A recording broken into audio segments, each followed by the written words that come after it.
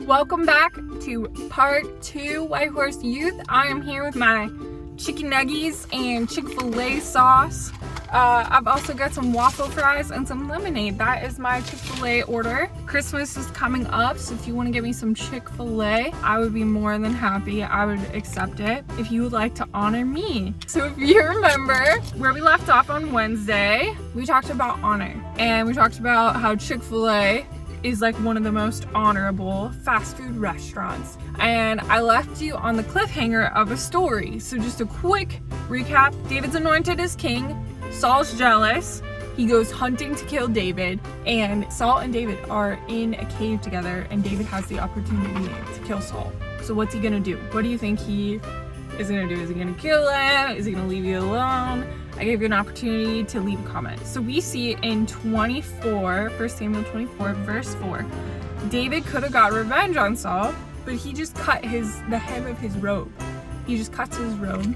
He doesn't hurt him. He spares his life. And even then, he could have just stayed in hiding. He could have just kept away from him. Saul would have never known he was there. But he comes out and lets Saul know that he spared his life and that he has the hem of his garments. So, why would David do that? Why wouldn't he just kill Saul while he had the chance, and then all his problems would be taken away? And he kind of had a good reason to do so as well. Saul was not a good king. A good king does not want to kill a young man who's anointed to be king. So in verses 12 through 15, we see why David does this. He says, "May the Lord judge between us. Perhaps the Lord will punish you for what you're trying to do to me, but I will never harm you. May the Lord therefore judge which of us is right and punish the guilty one. He is my advocate and he will rescue me from your power." David knew the best thing he could do is use his power for good and honor Saul and honor God.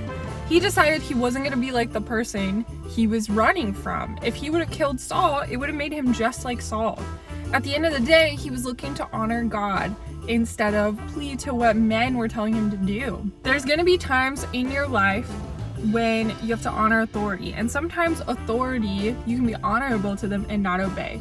For example, the government. So if we have a president or someone in office that is voting for bills and things we don't agree with, that are against the Bible, we can honor that person and not obey that. Just because the laws of the land say it's okay doesn't mean it's okay for us as Christians.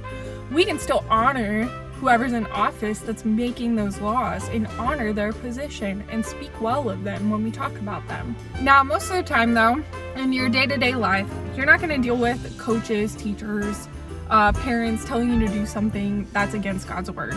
But what you are going to deal with is maybe they don't handle it in the best way, and maybe it's not the most honorable. You can still honor them. You can still honor their position and respect them. And when you do so, you are honoring God.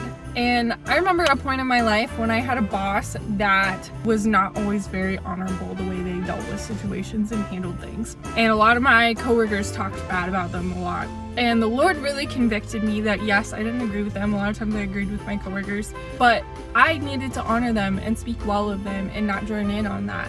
And so I tried to honor this person the best I could, and God's really blessed me in the long run for doing so. So I just want to encourage you today. Someone's actions may not be great, but just like David, don't stoop to their level. And I also want to encourage you today, go get some Chick-fil-A if you haven't already. So I'll see you again next time. Hope you have a Merry Christmas. Hope you have a great time, and I'll talk to you later. Bye.